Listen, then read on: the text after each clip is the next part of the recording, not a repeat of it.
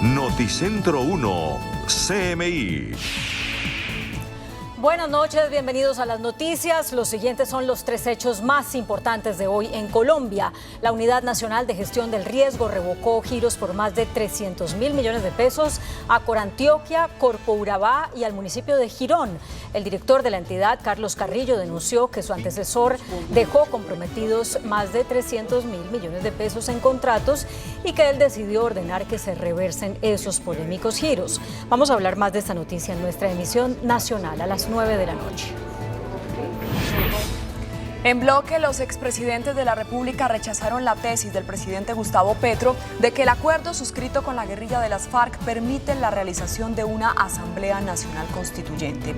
Mientras el expresidente César Gaviria, bajo cuyo gobierno fue expedida la Constitución del 91, invitó a hacer una coalición en defensa de esa carta política, los expresidentes Juan Manuel Santos, Álvaro Uribe y Ernesto Samper calificaron la idea del presidente como un absurdo y un salto al vacío que podría generar un golpe de facto en Colombia. Dijeron que la única manera de convocar a una constituyente es mediante una ley que tramite el Congreso de la República. Ampliación de esta noticia en nuestra emisión nacional a las 9 de la noche.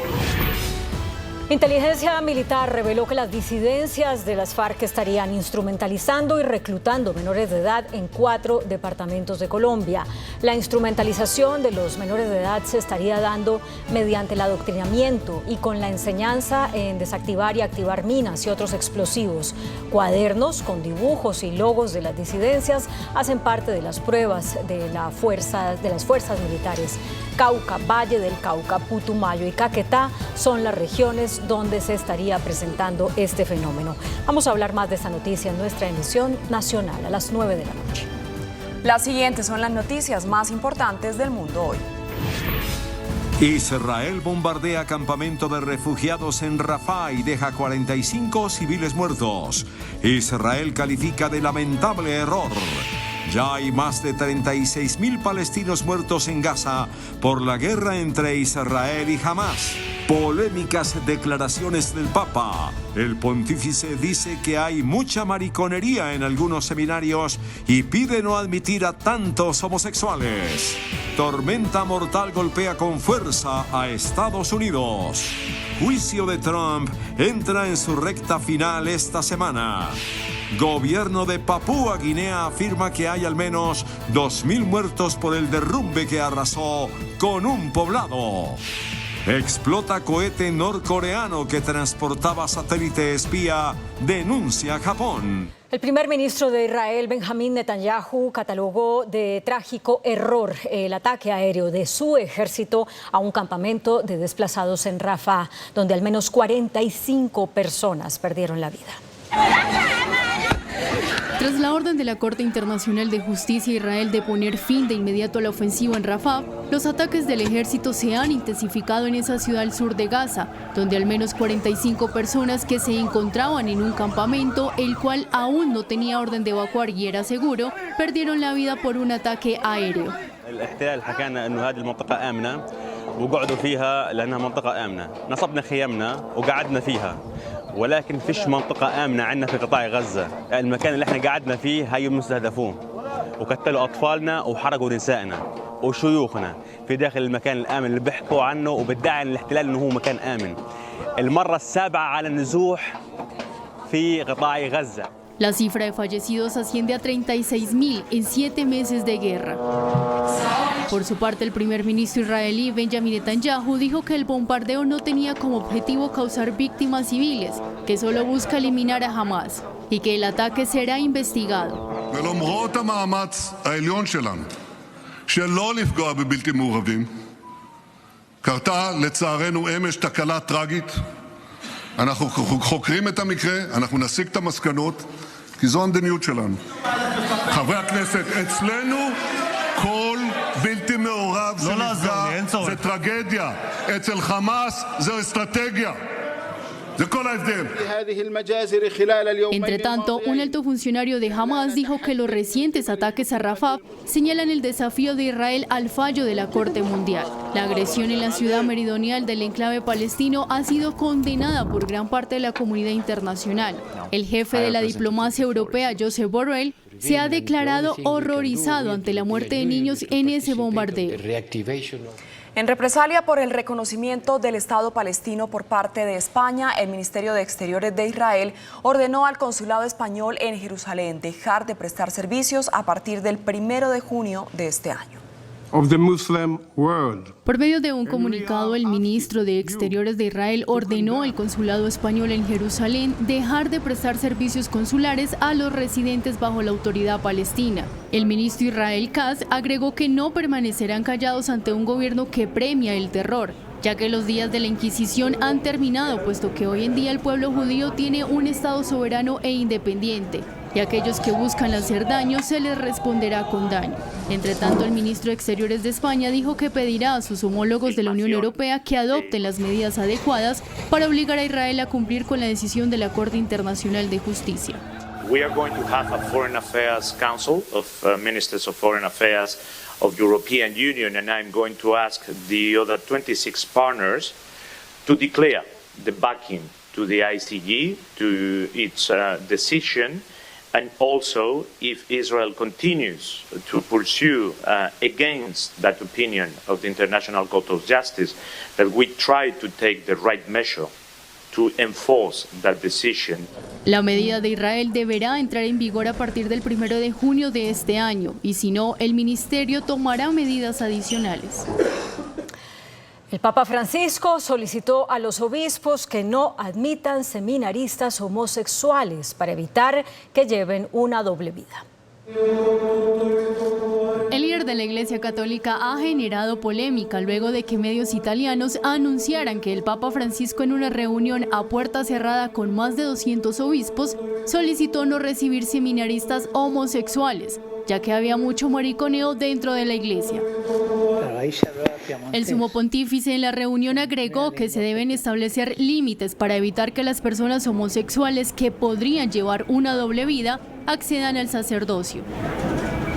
Las declaraciones del Papa llegan en un momento en el que se debate abiertamente si en los seminarios de la Iglesia Católica se debería admitir a candidatos homosexuales que deseen ser parte de dichos eventos. Emergencia en Estados Unidos. Las autoridades reportaron al menos 23 personas muertas por las tormentas en el centro del país.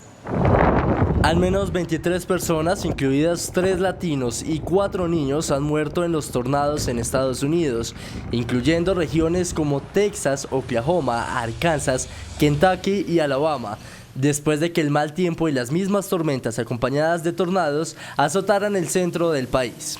Más de 110 millones de personas corren el riesgo de sufrir condiciones meteorológicas adversas durante esta semana, concentradas en la costa este, al sur de New England, donde existe una amenaza de nivel 2 sobre 5.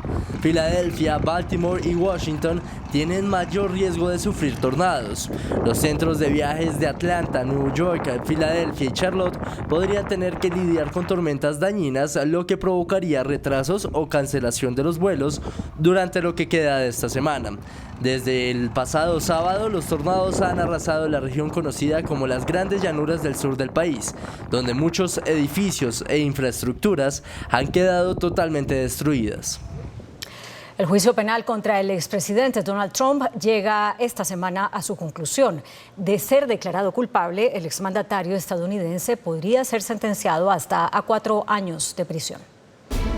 El juicio penal contra el expresidente Donald Trump llega esta semana a su conclusión con los alegatos finales de las partes, que empezarán este martes después de 6 semanas, a lo largo de las cuales han subido al estrado 22 testigos. Trump está acusado en este juicio de 34 delitos graves de falsificación de registros comerciales por pagos a Michael Cohen, que fue abogado y mano derecha del magnate, para reembolsar como un gasto legal el pago de Cohen a la estrella porno de Stormy Daniels. Bastará con que solo uno de los 12 jurados no esté de acuerdo para que el juez Juan Merchan ordene a los miembros seguir deliberando hasta llegar a una decisión.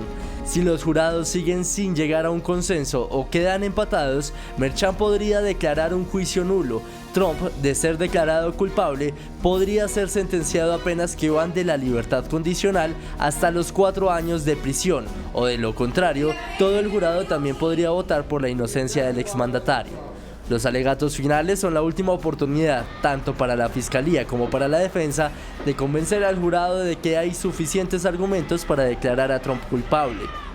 Emergencia en Papúa Nueva Guinea. Las autoridades estiman que más de 2.000 personas quedaron sepultadas por una luz de tierra. El Centro Nacional de Desastres de Papúa Nueva Guinea estimó la posible cifra de muertos en más de 2.000 personas, las cuales han quedado sepultadas por un enorme deslizamiento de tierra en una remota localidad del este del país de 9 millones de habitantes situado al norte de Australia. La inestabilidad del terreno ha dificultado las operaciones de rescate ante el riesgo de nuevos deslizamientos. The local people are doing whatever they can, obviously, to access those who might still be trapped. But at this stage, with such a large amount of debris, I think it's obviously they're looking at the worst case scenario. We've got large amounts of teams from the provincial authorities as well as national government authorities doing assessments, carrying out analysis on what exactly is required as we then look at responding. Más de 250 casas han sido abandonadas tras el alud, mientras los funcionarios alientan a la gente a trasladarse a otras zonas fuera de peligro de nuevos corrimientos de tierra. Más de 1.250 personas se han desplazado ya a otros lugares. Y la tormenta Remal deja 10 muertos y más de 30.000 personas evacuadas en Bangladesh y en India. Docenas de pueblos costeros están totalmente inundados. Según las autoridades, se reportaron vientos huracanados con ráfagas de hasta 135 kilómetros por hora.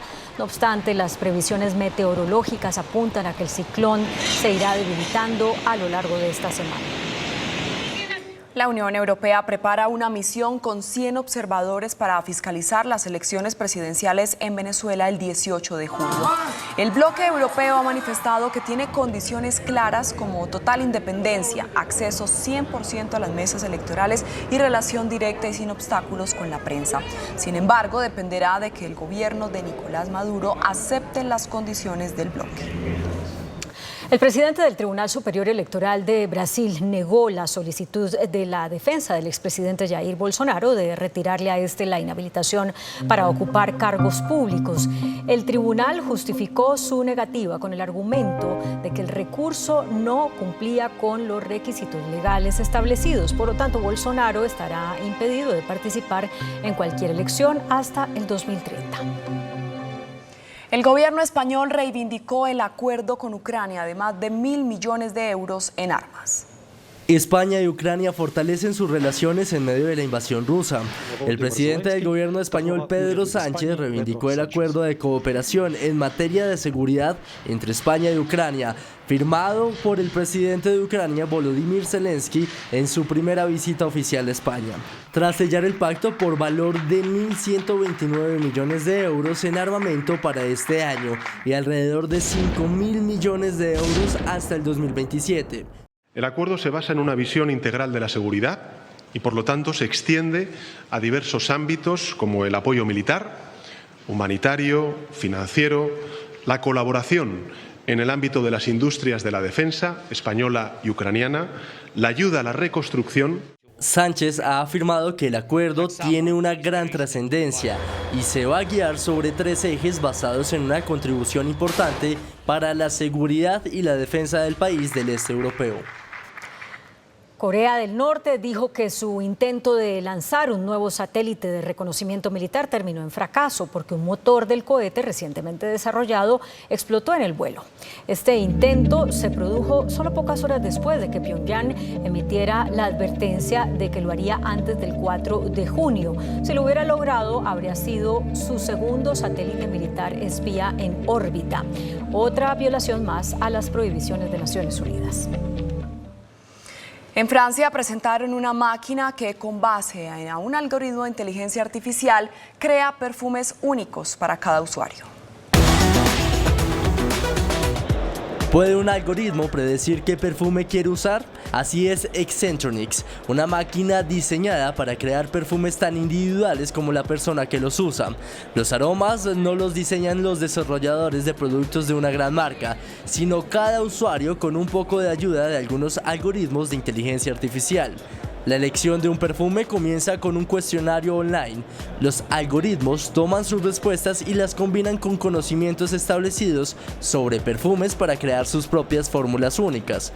Cada uno de los cilindros suspendidos sobre la cinta transportadora contiene un líquido perfumado, bloques de construcción que se pueden combinar para crear el producto terminado. Y según la compañía hay una cantidad de 500.000 millones de posibilidades de permutaciones disponibles.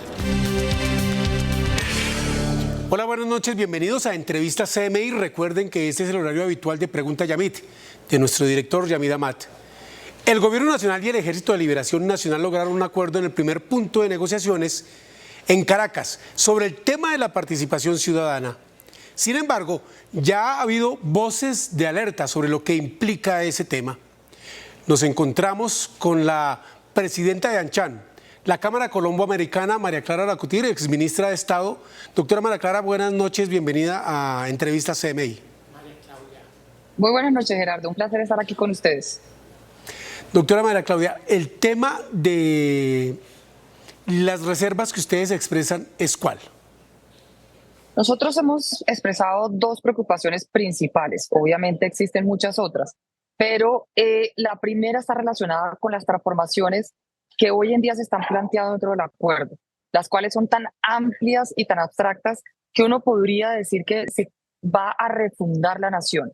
¿Y por qué lo decimos? Porque cuando hablamos de transformaciones en temas relacionados con el régimen político del país, en temas relacionados con la democracia directa, redistributiva, poder social, poder popular, rediseño institucional, estamos hablando de la reforma electoral, estamos hablando de un modelo económico de país, en fin, de múltiples temáticas que son las bases de Colombia en los últimos años, miles de años, varios años.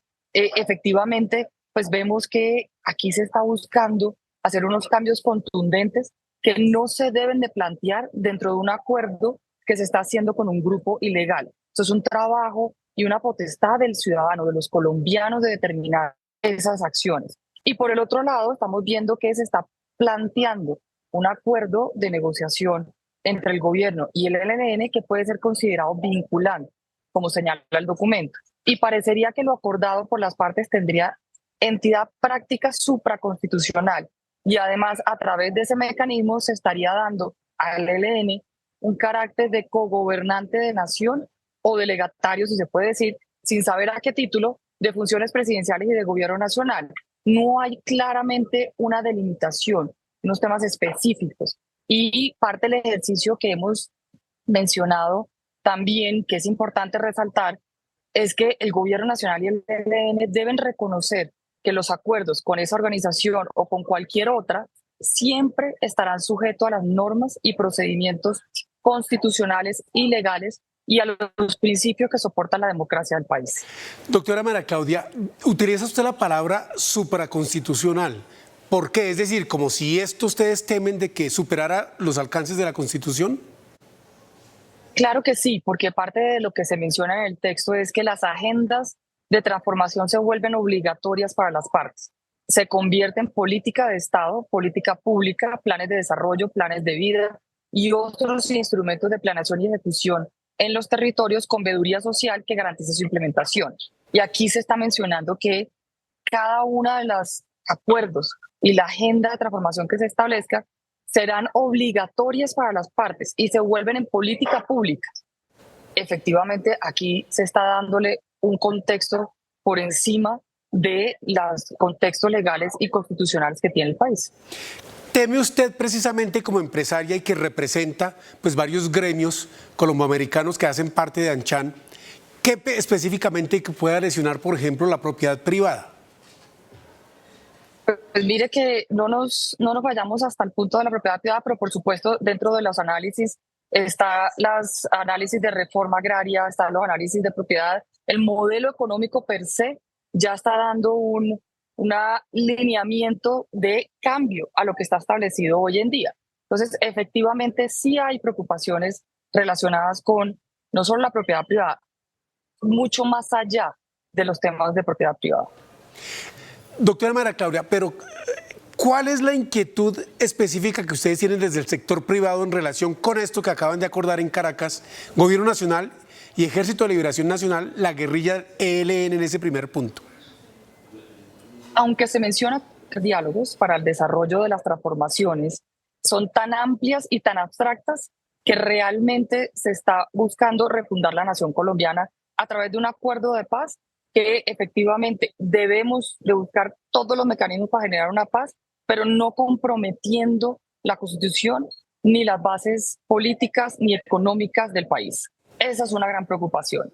Las transformaciones hoy en día en el ámbito político, en el ámbito electoral, en el ámbito económico, son realmente de discusión amplia, de discusión a nivel nacional y que haya un interés por parte de los ciudadanos de entrar a esas discusiones. Y hoy en día no se entiende que ese interés exista, pero se está involucrando dentro de un acuerdo con un grupo al margen de la ley. Esa es una primera preocupación clara. La segunda preocupación es el ámbito vinculante, y es que el documento señala que independientemente se busca un gran acuerdo nacional, ese gran acuerdo nacional adicionalmente va a desarrollar diferentes políticas que el documento menciona que se volverán políticas públicas en el momento de que se pueda desarrollar, pero no solamente a través de la necesidad de pasar por el Congreso, también puede ser a través de decretos y a través de resoluciones. Entonces ahí se le está dando un concepto vinculante que llevaría a prácticamente a un proceso supraconstitucional.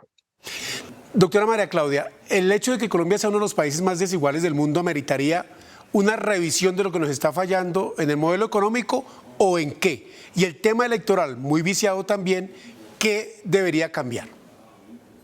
Lo primero es que efectivamente Colombia necesita generar cambios y en eso creo que todos los colombianos estamos de acuerdo. Pero esos cambios se pueden desarrollar en el contexto de la Constitución colombiana, que de hecho da participación y da un amplio proceso para poderlo desarrollar. Eso es un primer punto.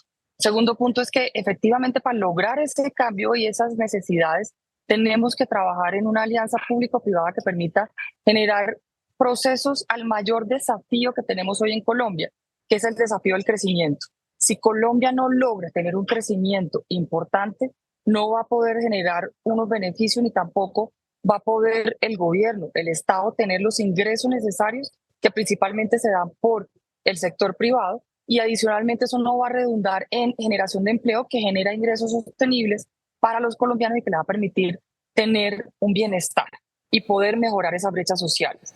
Por eso, desde los afiliados de la Cámara Colomboamericana y todos los empresarios, hemos desarrollado una propuesta para generar el Pacto por las Oportunidades para el Crecimiento y es cómo logramos acompañar entre empresarios y desarrollar con empresarios acciones que nos permitan crecer. Acordémonos que los gobiernos deben de ser de 4 años y se han mantenido a través de los años de 4 años. Son de corto plazo, 4 años. Las empresas son la base, el cimiento de largo plazo. Y ese cimiento de largo plazo hoy en día necesita más que nunca generar acciones que les dé confianza y al mismo tiempo certidumbre para poder poner el aparato a producir y generar crecimiento.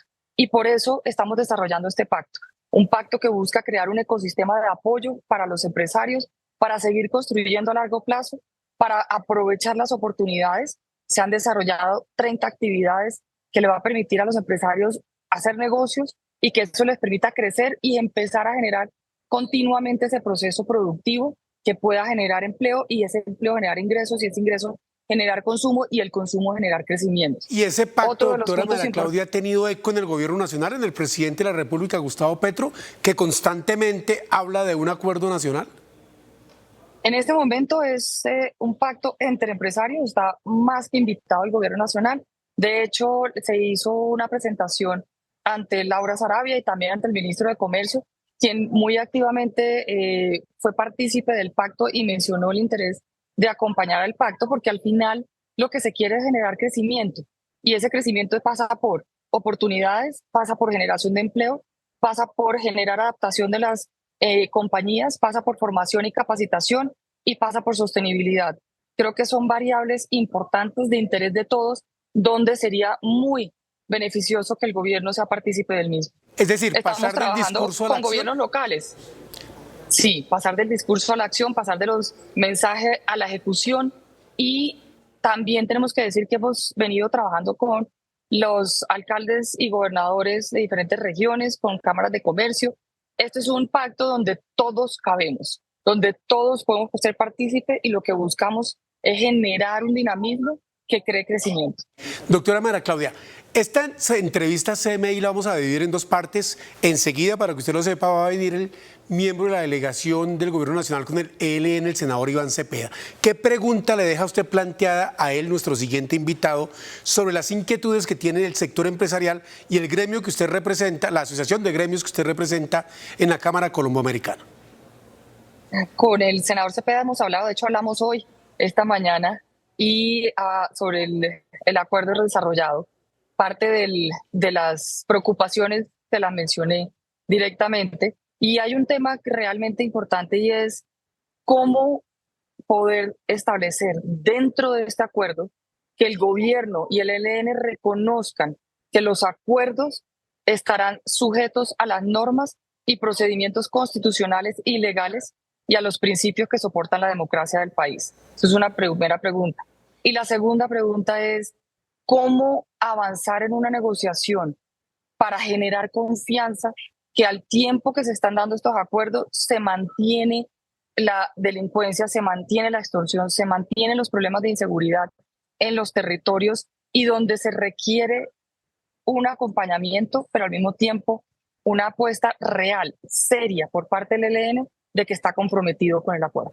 Doctora María Claudia Lacotir, muchas gracias, presidenta de la Cámara Colomboamericana, ANCHAN, por participar en esta primera parte de entrevista CMI. Buenas noches. Muy buenas noches y muchas gracias a ustedes. Ya venimos con el senador Iván Cepeda y las respuestas que le da a esta dirigente gremial por las inquietudes que tiene en relación con el punto 1 acordado entre el Gobierno Nacional y el ELN en las negociaciones que adelantan en un nuevo ciclo en Caracas. Segunda parte de entrevista CMI, ahora con el senador Iván Cepeda, miembro de la delegación del Gobierno Nacional con el Ejército de Liberación Nacional y quien regresó en las últimas horas desde Caracas, donde fue suscrito el primer acuerdo. Senador Cepeda, buenas noches, gracias por asistir a entrevista CMI. Bueno, gracias Gerardo por esta entrevista y efectivamente es la primera vez que con el Ejército de Liberación Nacional un gobierno suscribe un acuerdo sobre un punto de una agenda de paz.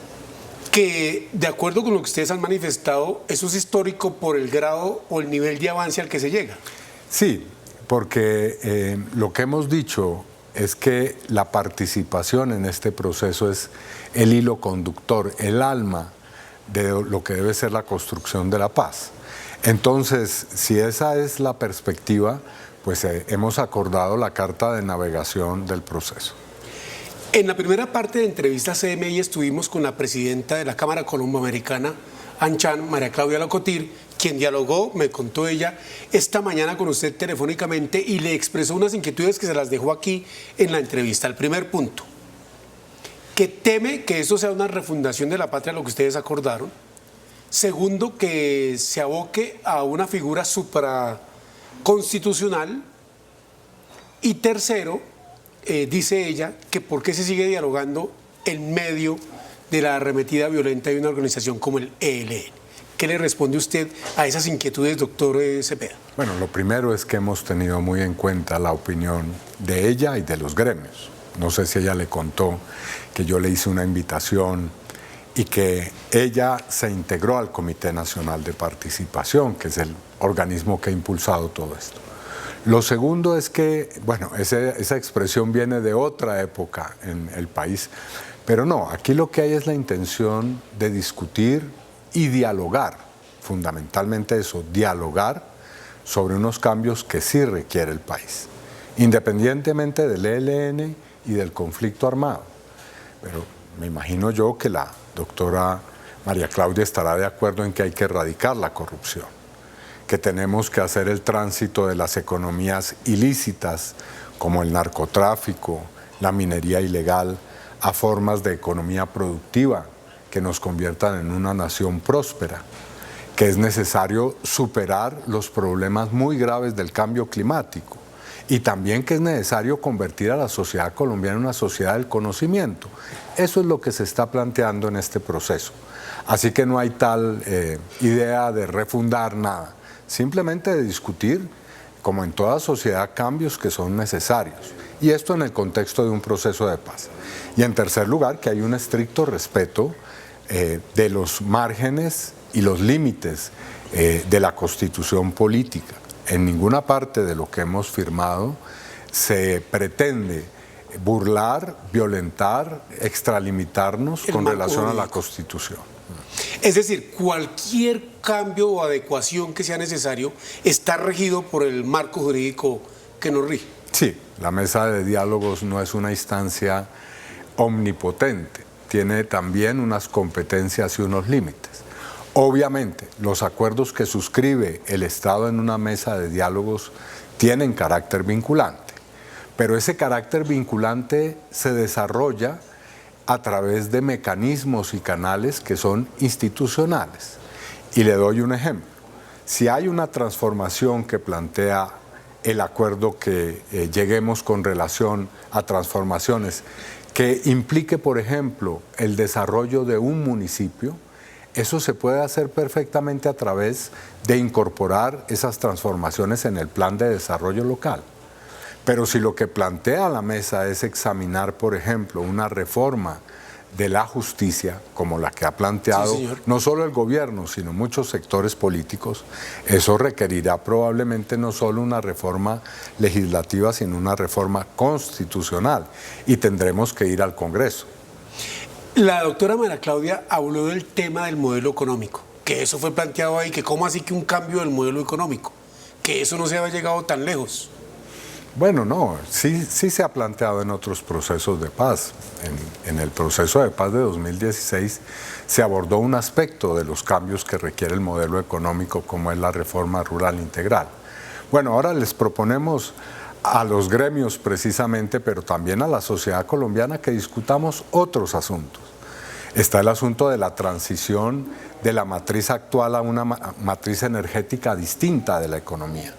Bueno, ese es un tema que podemos perfectamente pactar a través de lo que es el centro de la preocupación de este acuerdo, lo que hemos llamado el Gran Acuerdo Nacional. Ese es el objetivo que tenemos, no imponerle a la sociedad colombiana un nuevo modelo económico o un nuevo modelo político, sino concertar unas transformaciones de la manera más amplia e incluyente posible.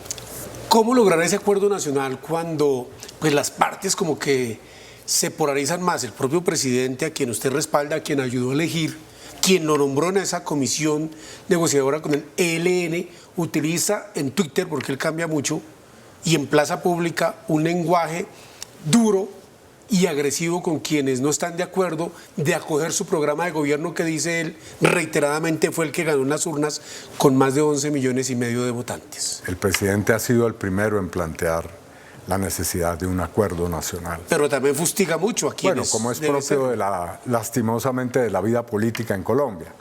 Y sí, el presidente utiliza expresiones duras, pero también sus opositores y contradictores lo hacen todo el tiempo. Ahora, ese es un anhelo no solamente del presidente, no solamente de quienes estamos hoy ejerciendo el gobierno, sino yo creo que de muchos sectores en el país. Y hay que ir al diálogo, no hay que dejarse llevar por la contienda electoral que se avecina y más bien pensar no en las nuevas elecciones, sino en las nuevas generaciones, parafraseando a Winston Churchill. Usted, en una asamblea del Partido en Marcha, al que le quitaron la personalidad jurídica del exministro Juan Fernando Cristo, dijo... Lamentablemente, sí. Dijo que el gobierno hablaba de acuerdo nacional y el presidente, pero que debía tomar la decisión, o polarizaba en las calles o lograba el acuerdo en el Congreso. Bueno, yo lo dije de una manera un poquito más matizada. Yo creo que es necesario optar. Pero eso fue el fondo de lo que yo tengo, digamos, la esperanza de que ese sea el norte de la política, no solamente del gobierno, sino del país. Porque los problemas que tenemos hoy no pueden ser resueltos desde una perspectiva partidista o de un grupo determinado. Requiere una gran concertación nacional. Y esa concertación, senador Cepeda, ¿será posible en tiempos de tanta polarización? Claro, la paz política se logra con enemigos y la paz armada sometiendo al enemigo y después trayéndolo a la vida política. Sí, pero yo creo que así como hay polarización en el país, también hay signos de que es posible llegar a concertación. Bueno, tenemos en la delegación a un integrante que a veces expresa claramente sus diferencias con lo que hacemos, que es el doctor José Félix Laforí, pero ahí está trabajando con nosotros, ahí está planteando sus disensos y precisamente ese es el esfuerzo que hay que hacer si queremos alcanzar la paz. ¿Es posible alcanzar esa paz con el ELN? ¿Usted lo ve que es tan difícil? Yo creo que uno de los elementos más valiosos del acuerdo que firmamos en Caracas es precisamente eso, que se demuestra que sí es posible firmar acuerdos de fondo con el ELN y probablemente eso indica también, o yo estoy seguro, de que es posible avanzar hacia la paz. Senador Cepeda, me contó un pajarito, como diría el presidente Nicolás Maduro, que el presidente estuvo a punto de ir para un encuentro con Antonio García, con quien ha tenido una confrontación abierta y dura, y que las cosas bajaron de ese nivel de confrontación y que se reencausaron con el ELN. ¿Eso fue así? ¿Las dos cosas son así? Bueno, el presidente ya ha tenido diálogos con el comandante del ELN, Antonio García, lo hizo en Cuba cuando se firmó otro acuerdo. Allá estuve. Y seguramente vendrán diálogos en el futuro en este sentido, porque es parte precisamente de la dinámica de los acuerdos de paz. Así ha ocurrido con todos los presidentes que han emprendido estos procesos. Entonces eso es normal, como también lamentablemente a veces se presentan situaciones muy tensas en las que se utilizan expresiones que nosotros pedimos claramente, pues se desechen. Aquí tenemos es que trabajar precisamente para lograr la paz. En ese nuevo ambiente que quedó con el ELN, ¿qué va a pasar con los diálogos regionales de Nariño? ¿Esos ya no van o van? Esa es una de las cuestiones que estamos precisamente tratando en la mesa. El gobierno ha fijado una posición, también lo ha hecho el ELN, y bueno, estamos poco a poco buscándole una solución que sea lo más integral y justa posible para esta circunstancia. ¿Qué vienen esas negociaciones? Acordado el punto 1 de la participación ciudadana, que la doctora María Claudia Lacotir y usted han explicado en qué consiste, uno desde cada perspectiva. ¿Y ahora qué sigue? Ahora viene precisamente el momento de la participación. Vamos en una primera fase a explicar hasta la saciedad de este acuerdo, porque hay todavía muchas dudas e incluso temores. Queremos que se aclaren y para eso vamos a hacer ejercicios como el que estamos haciendo gracias a ustedes hoy, Gerardo. Y después, perdón. No, seguro, y después vamos a difundir el acuerdo y después vamos a entrar a dos cosas que son esenciales y que son los dos siguientes puntos de la agenda que vamos a tratar simultáneamente. Un diagnóstico de cuáles son las transformaciones que de esa lista que le presentamos al país son imperativas hoy y cómo hacerlas.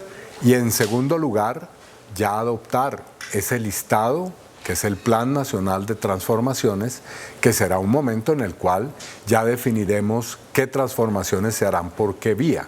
Así que puede haber la tranquilidad de que nada se va a imponer de manera autoritaria. Y frente a la advertencia del presidente Fedegana, que usted mencionó, el doctor José Félix Laforí, en el sentido de que un secuestro más y él no asiste.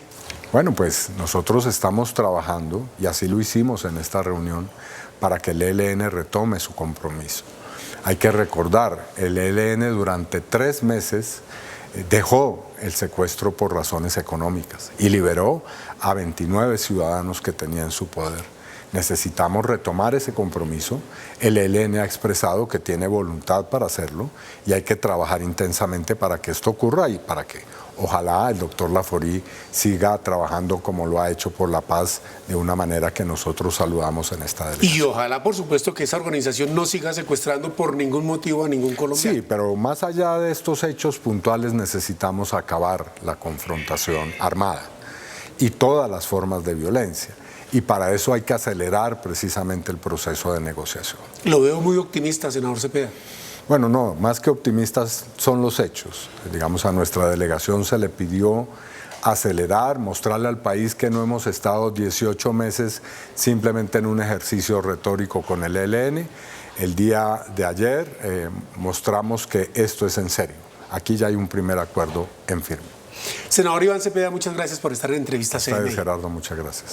Y a ustedes, televidentes, tienen las dos caras, dos perspectivas, como ha dicho el senador Iván Cepeda, sobre el acuerdo número 1 al que ha llegado el Gobierno Nacional con el Ejército de Liberación Nacional en Caracas, en estas negociaciones que adelantan hace 18 meses. La de la doctora María Claudia Lacotir, presidenta de la Cámara Colombo-Americana, y la del senador Iván Cepeda, miembro de la delegación del gobierno en los diálogos con esa guerrilla. Los invito a que continúen aquí en las noticias de Noticentro 1 CMI de Colombia y del Mundo. Buenas noches.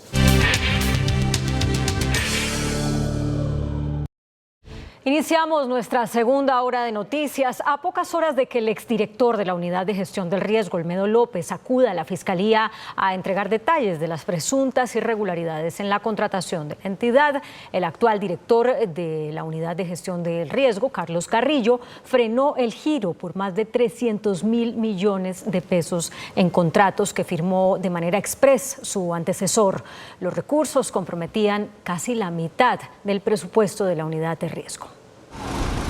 Después del escandaloso caso de la contratación de los carrotanques para llevar el agua a La Guajira, en la Unidad Nacional de Gestión de Riesgo surgió en las últimas horas un nuevo ingrediente que agrava los casos de contratación irregular, y es que en las últimas horas de su gestión, Olmedo López suscribió convenios con Corantioquia, Corpo Urabá y con el municipio de Girón para establecer giros por más de 300.000 millones de pesos. Estos 300.000 millones de pesos estaban comprometidos en unos FIC, unos fondos de inversión colectiva que el señor Olmedo López y Sneider Pinilla entregaron en las últimas horas de esos días que estuvieron acá.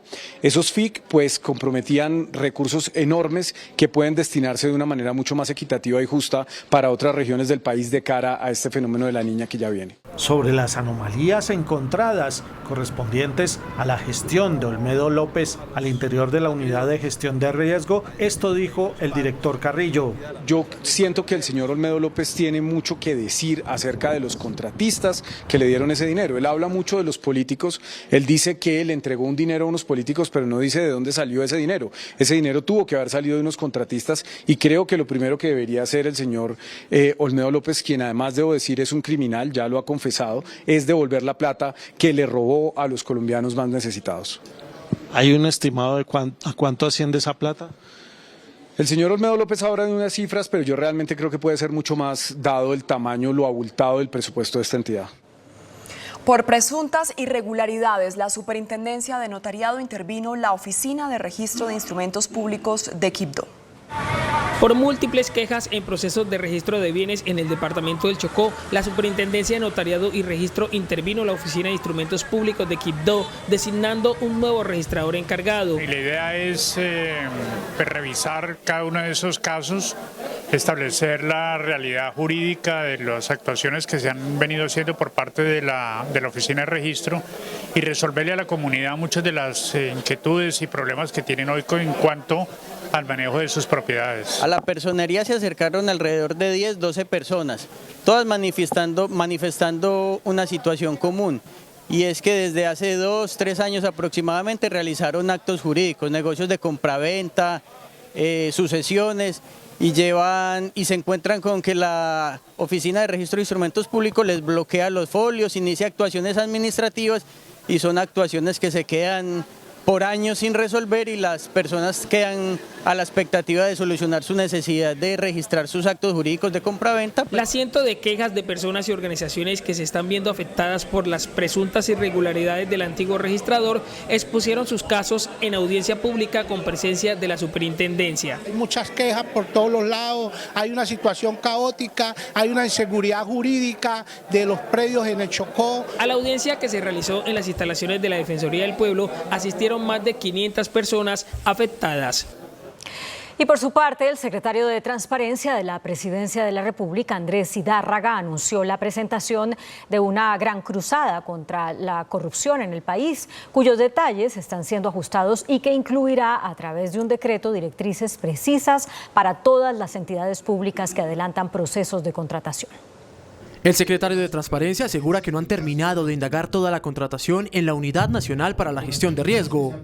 Estamos esperando terminar de recabar toda la información para poder destapar, digamos, todos los asuntos de posibles irregularidades al interior de la Unidad Nacional de Gestión de Riesgo, no solo de ahora, sino también del pasado reciente.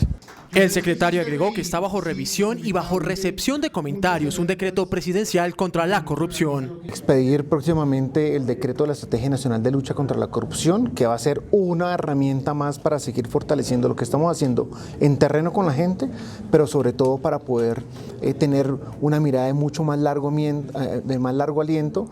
La Secretaría de Transparencia también alista la creación de un paquete legislativo contra la corrupción, el cual será presentado el próximo periodo legislativo. Una coalición en defensa de la Constitución de 1991 y en rechazo a la idea del presidente Gustavo Petro de que podría convocarse una asamblea constituyente acudiendo a los acuerdos de paz con las FARC, propuso esta noche el expresidente César Gaviria. César Gaviria era presidente de Colombia cuando en 1991 la Asamblea Nacional Constituyente promulgó la nueva Constitución de Colombia. Por eso, la defiende hoy a carta cabal. Manifiesta que la idea del ex canciller Álvaro Leiva y comprada por el presidente Gustavo Petro de que los acuerdos con la guerrilla de las FARC permitirían convocar una Asamblea Nacional Constituyente es errónea y equivocada. Cuando se habla de la constituyente, esta idea ha sido circulada en el Congreso ya varias oportunidades, pero ahora pretenden, partiendo de lo que dice el acuerdo con las FARC, citar una constituyente. Yo propongo que hagamos una gran coalición de todos los partidos que estén dispuestos a defender la democracia, a defender la Constitución, a defender el Estado de Derecho. Esa propuesta la haré a la próxima convención del partido.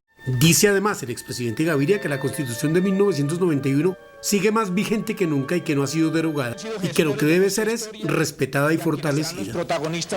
Y los presidentes Álvaro Uribe, Iván Duque, Juan Manuel Santos y Ernesto Samper también rechazaron la tesis de la convocatoria a una asamblea constituyente como lo propone el presidente Gustavo Petro. Yo quiero que esto se vuelva realidad. La tesis del presidente Gustavo Petro, que los acuerdos suscritos con las FARC en 2016 permitirían la convocatoria de una asamblea constituyente, fue rechazada por el gestor de esos acuerdos, el expresidente Juan Manuel Santos. Usar el acuerdo de paz con las FARC para convocar a una constituyente es un absurdo. Esa fue precisamente una de las líneas rojas que mantuvimos en la negociación. Otro expresidente que le salió al paso fue Álvaro Uribe. Por medio de un comunicado de prensa manifestó: evitemos esa convocatoria de la constituyente, ahora con diferentes motivos. Un día por apreciaciones del gobierno, otro día que la ordena el acuerdo ilegítimo de La Habana, derrotado en el plebiscito. Otro exmandatario que le dijo no a la constituyente fue el expresidente Ernesto Samper. Inventarse ahorita una constituyente derivada de los acuerdos de La Habana me parece que es un salto, un peligroso salto al vacío institucional, porque es como hacerle el quite, entre otras, al Congreso y a la Corte Constitucional. Por eso creo que si el presidente lo que quiere es una reforma constitucional, lo que yo haría sería: mantengo la idea del acuerdo nacional, convoco a los partidos, nos ponemos de acuerdo de cuáles son los temas de una reforma constitucional, si es que se necesite y para los temas que se necesite. Lo propio hizo el expresidente Iván Duque en entrevistas radiales concedidas esta mañana. Por su parte, el presidente Gustavo Petro se refirió a la necesidad de convocar una Asamblea Nacional Constituyente. A través de su cuenta en la red social X, señaló que el Congreso tiene en sus manos la responsabilidad de tramitar y de convocar una constituyente. El jefe de Estado respondió a los cuestionamientos de quienes aseguran que el proceso de paz no le entrega facultades para realizar una constituyente. Aún el ataque de Jaramillo y Santos contra nuestra propuesta, que se junta con la de Uribe, es una forma de hablar de paz. Aunque mis propuestas mueven las aguas y producen a veces tormentas en un statu quo que muere en la inercia de los privilegios, las exclusiones y las desigualdades de la mayor parte de su sociedad, hemos logrado que este gobierno ponga a hablar a la sociedad colombiana de paz y de democracia. La palabra tiene poder, palabra que sí. Asimismo, el presidente hizo un llamado al Congreso para que convoque a la constituyente. El papel histórico del Congreso hoy es tramitar su convocatoria. Si no, el poder constituyente, tarde que temprano, lo hará. El presidente agregó que es el pueblo el encargado de erradicar la violencia a través de una asamblea, que es uno de los medios para lograr la constituyente. El jefe del equipo negociador del ELN, Pablo Beltrán, salió en defensa del acuerdo de participación ciudadana firmado con el gobierno. Señaló que es la oportunidad para que todos los sectores participen en la construcción de la paz. Por su parte, el integrante de la Delegación de Paz del Gobierno, el senador Iván Cepeda, descartó que con esta firma del primer acuerdo entre las dos partes se esté tratando de refundar la patria con acuerdos por encima de la Constitución. Tras más de 30 años de negociaciones, por fin se firma el primer acuerdo con el ELN. Sin embargo, es un acuerdo que muchos califican de supraconstitucional o de que a través de él se lleve a refundar la patria. Ese es un término que no tiene nada que ver con lo que se pretende. Lo que estamos intentando es discutir, dialogar sobre todo en torno a unas transformaciones que, más allá del proceso de paz con el ELN, requiere urgentemente el país. Para el ELN, la idea de este primer acuerdo es que participen todos los sectores del país, inclusive los que tienen críticas. El ELN está buscando sumar gente a todo este proceso de cambio y dejó de pensar de que la izquierda o un gobierno va a hacer los cambios en Colombia. Por su parte, el gobierno descarta que algún tema esté por encima de la Constitución. Sencillamente la mesa de diálogos no está por encima de la Constitución, no es un órgano omnipotente. Tiene que hacer un acuerdo de paz que tiene un carácter vinculante, es cierto, pero si hay aspectos de ese acuerdo que tienen que ver con reformas a la Constitución o a las leyes, tendrá que ir pues todo eso al Congreso de la República. Para el mes de junio se busca realizar un evento en Bogotá donde se pueda presentar lo acordado con el ELN y avanzar en la consolidación del plan de transformaciones para la construcción de la paz. Gremios económicos criticaron la firma del primer punto del acuerdo de paz con el ELN. Consideran que hay aspectos que comprometen la institucionalidad del país y que no tienen en cuenta a todos los sectores de la sociedad. El presidente de la Sociedad de Agricultores de Colombia, SAC, e integrante del Consejo Gremial, Jorge Enrique Bedoya, expresó la preocupación que ha generado en el sector privado el anuncio de la firma del primer acuerdo entre el gobierno y el ELN en Caracas. Porque si va a ser vinculante y se debe convertir en política de Estado todo lo que acuerden en esa mesa, ¿dónde queda el Congreso de la República, en general la Constitución? Y lo segundo, las garantías de seguridad, en particular para los habitantes de la ruralidad. El documento no habla nada del ELN y la extorsión, del ELN y el secuestro, y mucho menos de la minería criminal. ¿Con qué condiciones de seguridad van a ir los habitantes de la ruralidad a participar de un mecanismo donde esta organización terrorista no cesa sus actividades contra la población civil? El gremio tampoco está de acuerdo con la idea planteada por el ex canciller Álvaro Leiva en el sentido de obviar al Congreso para la convocatoria de una eventual asamblea constituyente. No se puede suplantar en Colombia la democracia representativa por una democracia participativa, porque sería vulnerar el orden constitucional mismo. Inteligencia de las fuerzas militares denunció que las disidencias de las FARC estarían enseñando a menores de edad el manejo de explosivos. El informe de inteligencia militar da cuenta de documentos que se encuentran en poder de las autoridades que revelarían cómo integrantes de las disidencias de las FARC están instruyendo a menores de edad para que sepan fabricar e instalar minas antipersonas.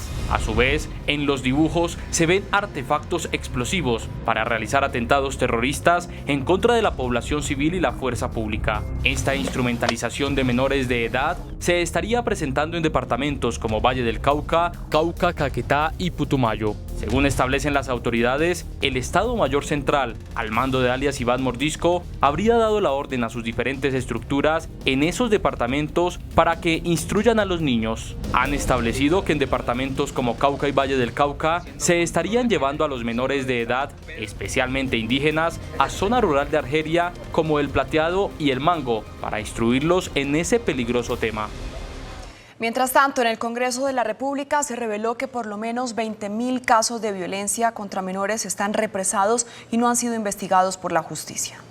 En una audiencia pública en el Congreso de la República se revelaron alarmantes cifras sobre la situación de violencia contra los menores de edad, por lo que desde el Legislativo impulsan un proyecto de ley para que estos casos tengan una jurisdicción especial que los atienda. Y que no quede ningún caso de violencia en impunidad, sino que eso también se traslade a los hogares y a las familias. Y por supuesto que podamos blindar a nuestra niñez y a nuestra adolescencia. Y es que según cifras de la Fiscalía y el Gobierno, diariamente se registran en el país 14 casos diarios de violencia intrafamiliar contra menores. Asimismo, los procesos de violencia sexual superan los 20.000 procesos abiertos y hay más de 8.000 personas con expedientes pendientes por este tipo de delitos. El 97% de una violencia o de un delito de violencia sexual, por ejemplo, se queda en la impunidad. Solamente el 3% llega a una sentencia. El Congreso busca crear una jurisdicción para garantizar que estos hechos no terminen en la impunidad. El jefe negociador del gobierno con el llamado Estado Mayor Central, Camilo González Pozo, defendió los diálogos que se llevan a cabo con uno de los sectores de las disidencias. Dijo que representa por lo menos el 40% del total de la estructura que anteriormente lideraba en su totalidad Iván Mordisco. En este mapa elaborado por Indepaz se pueden apreciar los sectores de las disidencias que permanecen en la mesa y las áreas donde se ubican. Se trata de los bloques Magdalena Medio, comandado por alias John Mechas y Andrei Avendaño, el bloque Jorge Briceño, que lidera Calarca Córdoba, al que se suma una parte del Frente Carolina Ramírez, que quedó dividido en dos y ahora se hace llamar Frente Raúl Reyes, y está en la mesa. Los otros sectores y que se apartaron del diálogo son los que lidera Iván Mordisco, el Comando Conjunto de Oriente, Bloque Sur Occidental y Central y el Bloque Amazonía. Los que están allí representan 14 frentes que están en Caquetá, en Meta, en una porción de Guaviare, en norte de Santander, particularmente en Catatumbo, sur de Bolívar y norte de Antioquia. Con ellos estamos hablando, no están ni los del Cauca ni Mordisco. González se refirió a los combates del fin de semana entre las disidencias en el Caquetá. El enfrentamiento en la frontera con Putumayo, es con los comandos de frontera, es con el Raúl Reyes, que va para la mesa con nosotros. Y en la frontera con el Huila también es enfrentamientos con la segunda Marquetalia. Eso por supuesto altera muchísimo el ambiente, está dando un mensaje negativo y está en contra de lo que ha sido la línea del mismo Calarcá y de la gente en toda esta zona que está trabajando de una manera seria en las transformaciones territoriales. El sector que se apartó de Iván Mordisco y la delegación del gobierno se reunirán en Bogotá entre el 20 y el 26 de junio. Será el quinto ciclo de conversaciones. En Nariño, otro líder social fue asesinado en las últimas horas. El hecho violento se registró en Santa Bárbara de Iscuandé, donde fue ultimado con arma de fuego Carlos César Camacho Valencia. Este año han sido asesinados 71 líderes sociales en nuestro país. El expresidente Álvaro Uribe Vélez pidió cambiar el fiscal que lo llamó a juicio en el proceso por presunta manipulación de testigos. Aduce falta de garantías. El expresidente Álvaro Uribe presentó una recusación al fiscal Gilberto Villarreal, que lo llamó a juicio por el escándalo de presunta manipulación de testigos. Según el expresidente, el fiscal no estaría siendo imparcial en su proceso, dado a que fue subalterno del entonces fiscal general de la Nación, Eduardo Montealegre, quien ahora es víctima en ese proceso. Es indiscutible que su imparcialidad se encuentra seriamente comprometida y cuestionada, pues ahora usted funge como fiscal en un caso donde estas personas tan significativas en su carrera profesional fungen como víctimas. Según el escrito de Uribe, el fiscal fue nombrado director seccional de Fiscalías en San Gil, Santander, entre el 8 de octubre de 2013 y el 15 de enero de 2014, durante la administración de Eduardo Montealegre. El Consejo de Estado citó a 10 congresistas del Centro Democrático por impulsar la denominada vaca para la construcción de las vías de cuarta generación en Antioquia. Los 10 congresistas fueron citados a una audiencia de pérdida de investidura que se llevará a cabo en el Consejo de Estado el próximo 19 de junio ante el magistrado César Palomino. Este proceso inició por una demanda interpuesta por Carlos Mario Patiño al considerar que los congresistas habrían incumplido con el régimen de inhabilidades a la denominada vaca por las vías 4G en Antioquia. Entre los congresistas citados está Miguel Uribe, Paloma Valencia, María Fernanda Cabal, Juan Fernando Espinal y Julián Peinado Ramírez. El cuerpo docente de la Universidad Nacional se declaró en asamblea permanente. Los grados de este semestre se suspendieron. Los docentes piden al Consejo Directivo que designe un rector encargado para el centro educativo.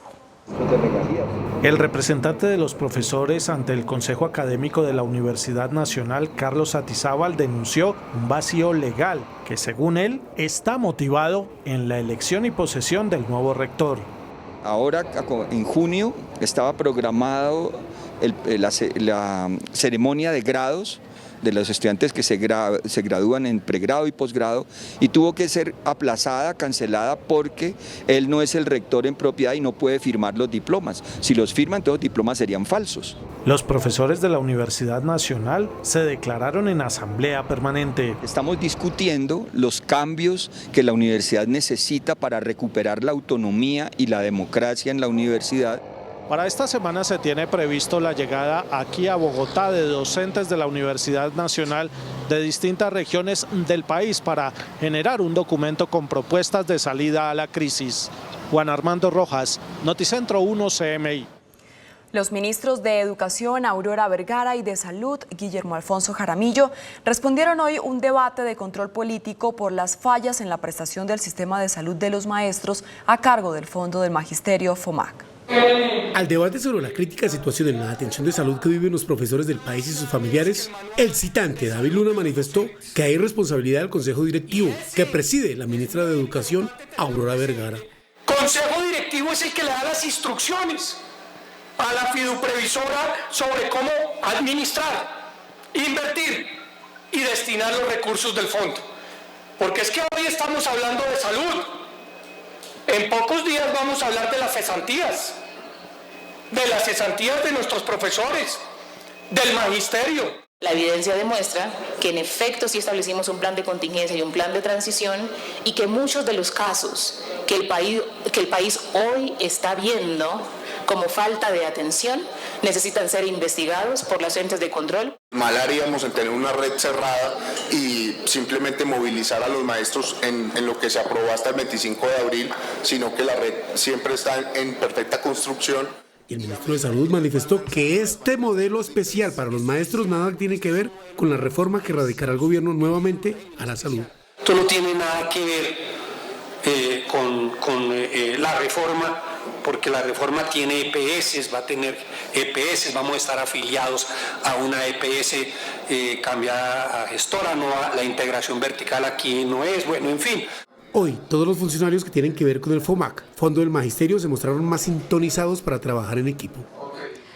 Por su parte, la Federación Colombiana de Educadores, el principal sindicato del magisterio, pidió a la previsora que cancele los contratos a los operadores del nuevo sistema de salud que presten una atención deficiente a los afiliados. Que presentaron carta de intención. Marta Alfonso, integrante del comité ejecutivo de FECODE, afirmó que el sindicato del magisterio le está haciendo una serie de exigencias a Fiduprevisora para que cuanto antes se resuelvan los problemas que tienen los maestros para acceder a servicios médicos y tratamientos. Una, que acelere los contratos. Dos, que dé garantías. Y tres, que todas las empresas como la de la plataforma y otras que no cumplieron, se aplique la interventoría y no solo se le descuente la cápita, sino que se reversen unas contrataciones. El sindicato de maestros sostiene que no hay razón para la negación de servicios. Y la fiduprevisora lo que tiene que ejecutar es nuestras decisiones y no seguir amarrando tanto las estructuras regionales sin dar cuenta de lo que se ha pedido, como la contratación. Por su parte, la directora de la Asociación Colombiana de Hospitales Públicos, ACESI, Olga Zuluaga, afirmó que estas instituciones están atendiendo los casos de urgencia de los maestros. Hemos estado prestos, dispuestos a realizar las atenciones de los docentes y sus familias. Lamentablemente, en muchos de estos departamentos, caso Antioquia, caso Santander, caso Valle, los operadores anteriores siguen realizando la atención de los docentes con dificultades en entrega de medicamentos. XM, el operador del mercado de energía, reportó un aumento en el nivel de los embalses, que ya alcanzan el 40% de su capacidad. Este lunes el nivel de los embalses subió y ya se ubican en 40,26%, mientras una semana atrás estaban sobre el 39%. Las lluvias fueron menores durante el fin de semana, pero aún se mantienen en el promedio de mayo. Los aportes hídricos registran 69,30% día. Por regiones, Caribe, Valle, Centro y Caldas están por encima del 40%. Más rezagados están Antioquia y el Oriente. Hay que seguir muy atentos y hay que mirar cómo evoluciona el tema, porque lo que ha dicho el IDEAM es que va a llover en mayo, junio, pero normalmente julio, agosto, septiembre son meses relativamente secos. La generación térmica volvió a subir a un 20%. La térmica debe subir un poco más para poder aprovechar estos meses de lluvia y embalsar lo que se tiene que embalsar hacia el mes de noviembre. Desde XM y el Comité de Seguimiento de Energía se mantiene un monitoreo permanente sobre el sistema. Y mientras tanto, la temporada de lluvias provocó una nueva emergencia en Puerto Gaitán, en el Meta. La inspección de Puente Arimena en el municipio de Puerto Gaitán Meta resultó inundada debido al desbordamiento del caño Arimena. Más de 300 familias están damnificadas y su casco urbano inundado. El desbordamiento del caño Arimena en el municipio de Puerto Gaitán deja como resultados el 90% del casco urbano inundado, más de 300 familias damnificadas. La preocupación es que perdieron todos sus muebles y enseres, camas, estufas y demás. En estos momentos no tienen dónde pasar la noche ni cómo preparar sus alimentos. Las aguas, que alcanzaron una altura de 40 centímetros, afectaron todos los enseres de las viviendas. Los damnificados solicitan ayuda al gobierno local y nacional para superar esta difícil situación. El Tribunal de Cundinamarca anuló una multa por 22.000 millones de pesos impuesta por la Contraloría de Bogotá contra el entonces alcalde y hoy presidente Gustavo Petro por el cambio en el modelo del manejo de las basuras. El Tribunal de Cundinamarca ordenó anular la multa al presidente de la República, Gustavo Petro, por el caso de basuras en Bogotá cuando fue alcalde de la capital. Una millonaria sanción que impuso en su momento la Contraloría Distrital por el modelo de recolección de basuras que implementó el presidente en la capital entre el 2012 y el 2016. Nosotros nos enteramos el día de hoy por una noticia periodística, estamos esperando que se notifique la decisión para analizarla y tomar algún tipo de determinación. Esta es la orden del Tribunal Administrativo de Cundinamarca que se conoce al hacerse público un documento emitido hacia la Contraloría. Dejar sin efecto única y exclusivamente la condena de responsabilidad fiscal impuesta a los señores Gustavo Francisco Petro Urrego, María Mercedes Maldonado Copelo, Alberto José Merlano Alcocer y Gerardo Ignacio Ardila Calderón. Se salva entonces el presidente de la República, Gustavo Petro, de pagar 22.170 millones de pesos. La Contraloría General encontró sobrecostos en obras educativas por más de 74.000 millones de pesos. La Contraloría General de la República decidió imputar responsabilidad fiscal a 56 personas y consorcios por sobrecostos en la construcción de obras educativas del Plan Nacional de Infraestructura Educativa durante el segundo periodo del gobierno del expresidente Santos, que tenía la misión de implementar la jornada única escolar en Colombia. La cuantía que está en juego es más de 74.000 millones de pesos, según Alexandra Cárdenas, jefe de investigaciones de la Unidad Anticorrupción de la Contraloría. Observamos que hay proyectos abandonados, que existe mayor valor de metro cuadrado en las obras, que incluso hay sobrecostos y excesos de pagos. La Contraloría desvinculó del proceso a otras personas, entre ellas a la exministra de Educación Gina Parodi y a la exviceministra Carolina Soto. Realmente su actividad no tenía injerencia en el daño fiscal presuntamente encontrado. En el informe de la Contraloría sobresalen 22 proyectos educativos abandonados y 136 sobrecostos por metro cuadrado construido. En el Congreso de la República, 17 de los 20 aspirantes al cargo de Contralor General de la República explicaron por qué quieren llegar a ese cargo. Los candidatos expusieron sus propuestas de gestión ante la Comisión de Cámara y Senado, que debe escoger a 10 de ellos, entre los cuales el 12 de junio se elegirá al nuevo Contralor General. Entre los aspirantes está Carlos Hernán Rodríguez, a quien el Consejo de Estado le anuló su elección y la Corte Constitucional le concedió una tutela para que el Congreso realizara otro proceso de elección para ese cargo de control fiscal.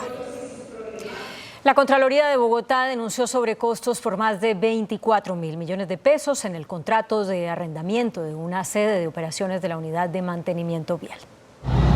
El millonario contrato se suscribió en el año 2018 y a la fecha se ha pagado a un gestor inmobiliario por el arriendo de una sede administrativa ubicada en la localidad de Fontibón 31.899 millones de pesos y según la Contraloría, la entidad distrital debía pagar realmente 7.720 millones de pesos. El bien inmueble donde funciona la sede operativa de la unidad de mantenimiento vial, arrendado desde diciembre del año 2018, tiene un sobrecosto aproximado del 300% en el canon pactado y pagado.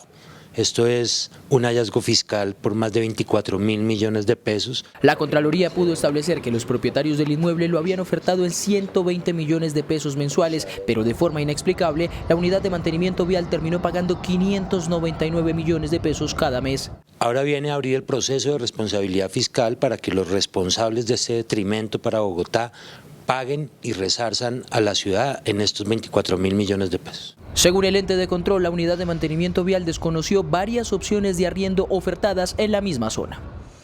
La Consejería Presidencial para las Regiones prepara una reestructuración tras la salida de Sandra Ortiz en medio del escándalo de la Unidad para la Gestión de Riesgo.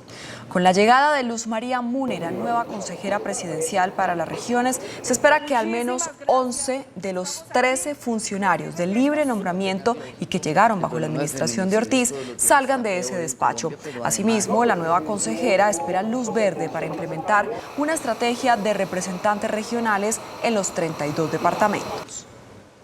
La Superintendencia de Transporte anunció sanciones contra varias escuelas de conducción por presuntas irregularidades en la certificación de cursos. La superintendente Aida Lucía Ospina difundió un video en el que informa sobre la suspensión preventiva de 23 centros de enseñanza automovilística. Esto luego de detectar en el Registro Único de Tránsito, el RUNT, clases dictadas por instructores que ya han fallecido. Tan solo el 1,6% de los comparendos por convivencia que se han impuesto en Bogotá han sido cancelados por los infractores. Desde el distrito alertan por las consecuencias de no cancelar oportunamente esas multas.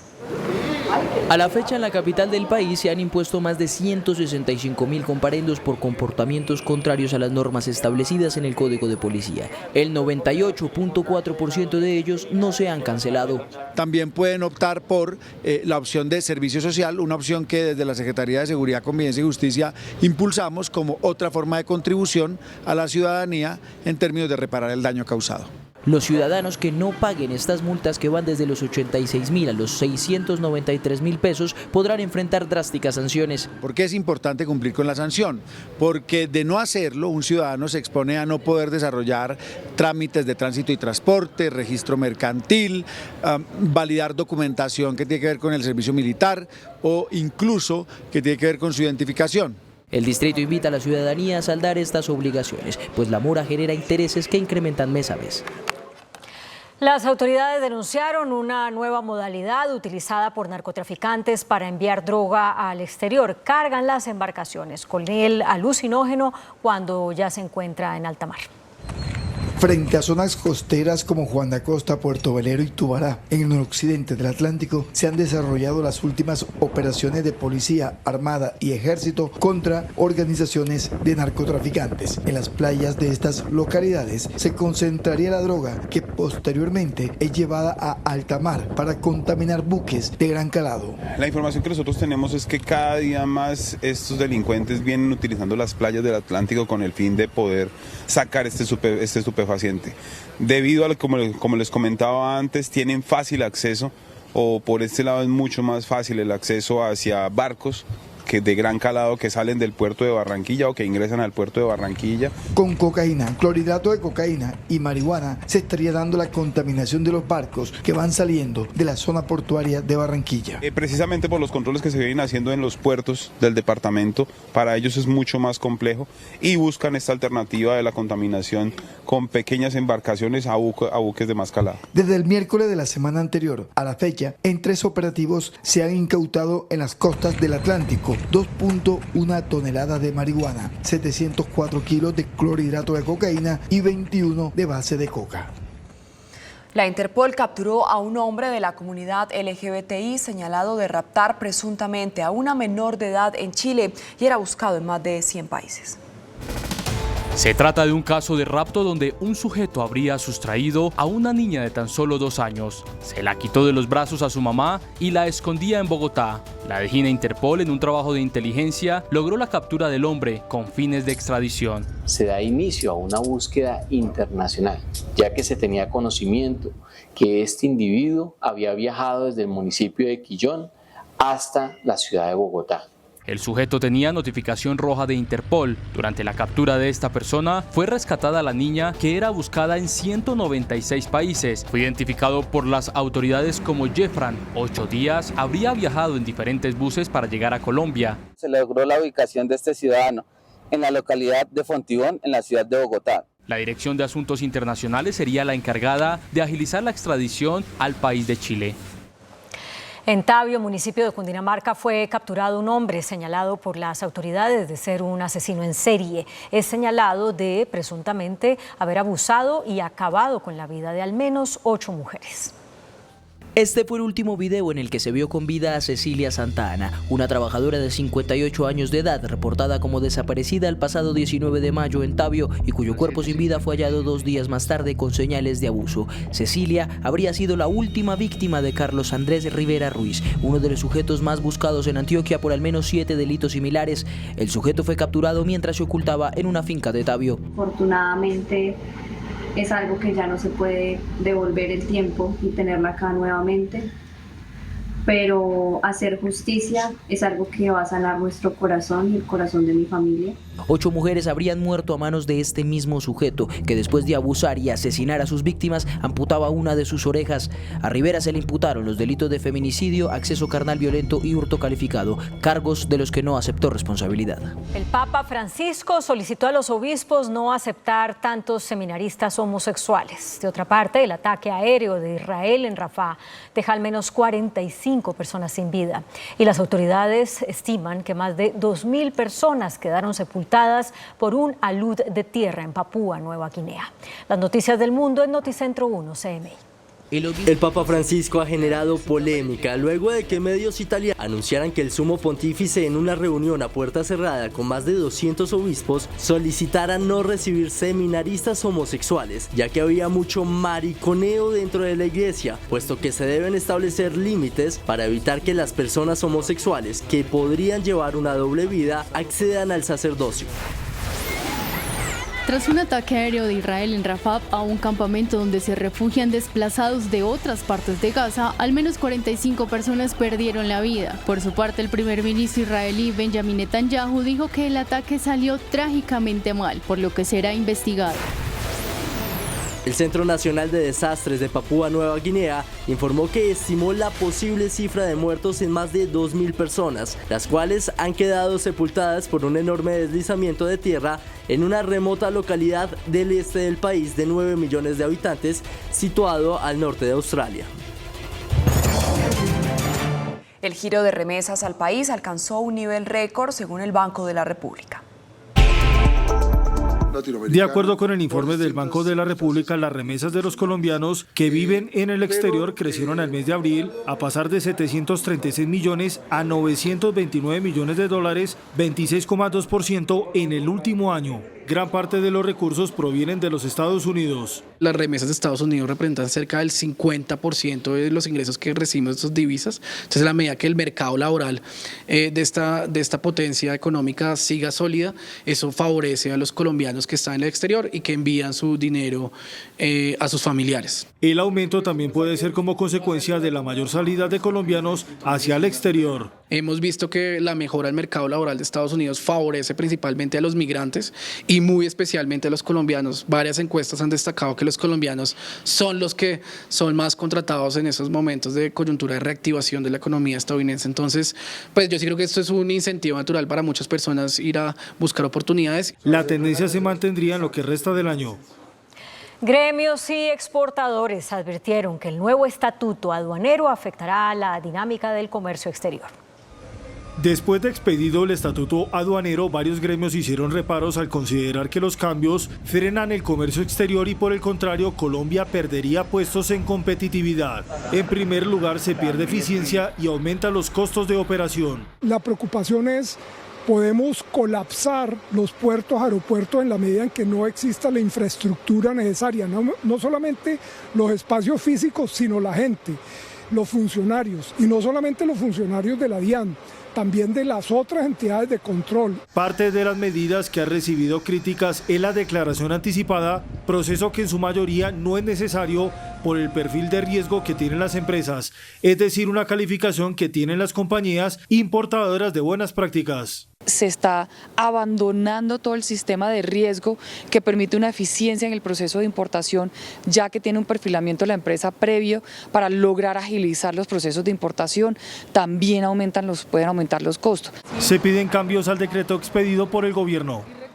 El ministro de Hacienda, Ricardo Bonilla, denunció un faltante de recursos por 250.000 millones de pesos en el sistema de pensiones y pide explicación a los fondos privados de pensiones.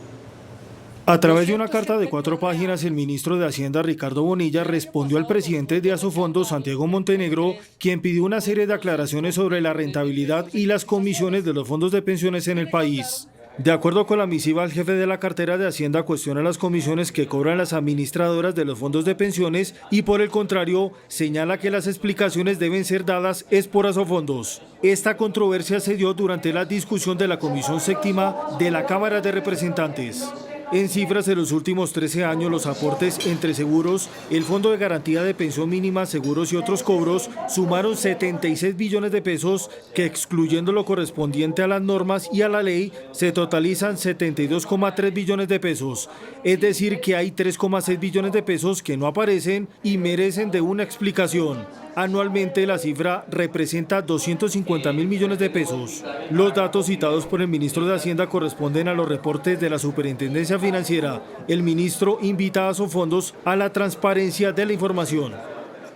El gobierno anunció una millonaria inversión para impulsar el turismo que, dijo, no afectará el medio ambiente.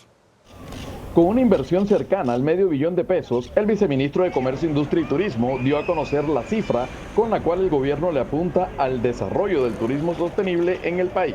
Considerando que también el turismo es uno de los principales sectores que contribuye a la transición energética, es el mayor generador de divisas, según las cifras de la cuenta satélite de turismo. El embajador de Suiza en Colombia precisó que el gobierno de su país invierte $2 millones en Colombia para impulsar proyectos turísticos de naturaleza. Nos encantan ser partes aquí en el Consejo Mundial sobre Turismo Sostenible. Trabajamos con gobiernos e industrias a través del mundo. Estamos muy contentos apoyando este evento maravilloso. La primera cumbre latinoamericana de turismo sostenible reúne en Santa Marta representantes del turismo de 20 países que deliberan para trazar un compromiso con la sostenibilidad turística en Latinoamérica y el Caribe. Un fallo judicial del Consejo de Estado ordena a la Nación pagarle más de 3.000 millones de pesos a la empresa Cerro Matoso. El Consejo de Estado dejó en firme un fallo del Tribunal de Arbitramiento del 2022 sobre regalías en la extracción minera. Como consecuencia de eso, la Agencia Nacional Minera deberá devolver a la empresa Cerro Matoso más de 3.000 millones de pesos que entregó como parte de las regalías por el hierro. El lío jurídico inició porque la minera no entendía por qué debía desembolsar ese dinero a la nación a sabiendas que no explotan ese mineral de forma separada. En 2022, el Tribunal de Arbitramiento falló a su favor, diciendo que la sociedad efectivamente no estaba obligada a pagar regalías por la extracción del hierro de forma independiente, ni a pagar los intereses que les cobraron, y ordenó a la Agencia Nacional Minera devolver el dinero. En Cali hay polémica por el costo del plan de desarrollo presentado por la alcaldía y que avanza en el Consejo de la capital vallecaucana. Luego de que fuera aprobado en primer debate del Consejo Distrital el Plan de Desarrollo de Santiago de Cali, con una votación de 5 votos a favor y 2 en contra, algunos cabildantes aseguraron que el proyecto estaría desfinanciado y que no cuenta con el suficiente presupuesto para su ejecución. Decimos que vale 22.6 billones de pesos y tienen proyectado recoger recursos por 16.1, o sea, está financiado en 6.5. No obstante, tras las declaraciones del cabildante, el director del Departamento Administrativo de Planeación Distrital, Diego Jau, esclareció el origen del dinero faltante y manifestó que se encuentra plasmado explícitamente en el documento. 2 billones corresponden a inversiones que van a realizar las empresas adscritas a la administración, tal es el caso de Cali. Y 4 billones corresponden a recursos de gestión, que son las estrategias que estamos planteando con el Departamento de Hacienda. A estas estrategias se suman la titularización de impuestos futuros, el mejoramiento de ingresos vía plusvalía y de compensaciones de reparto de cargas y beneficios. El índice de capitalización de la bolsa, que mide el comportamiento de las 25 principales acciones, cerró al alza. El índice selectivo MSCI Colcap de la Bolsa de Valores de Colombia subió 0,42% a 1.413 puntos. La acción de interconexión eléctrica ISA fue la que más subió, con una valorización de 2,69% a 19.080 pesos.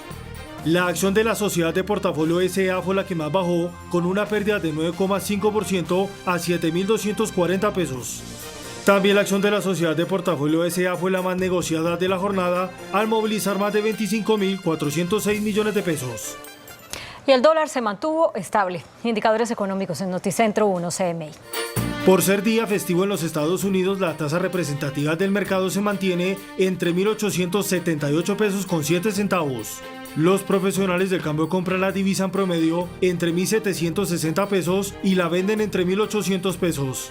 Un euro cuesta 4.209 pesos. La libra de café en Nueva York se cotizó a $2.18. El azúcar se transó en 18,45 centavos de dólar la libra. El barril de petróleo WTI se cotizó en $78.55 centavos. La referencia Brent para Colombia se cotizó en $82.82 centavos. Una acción de Ecopetrol cuesta 2.300 pesos. Tenemos una noticia al cierre. Esta noche, a través de su cuenta de X, la vicepresidenta Francia Márquez rechazó cualquier vinculación con irregularidades en la contratación en la unidad de gestión del riesgo y exigió al senador J.P. Hernández retractarse de unas afirmaciones que hizo en ese sentido. Hasta aquí Noticentro 1 CMI.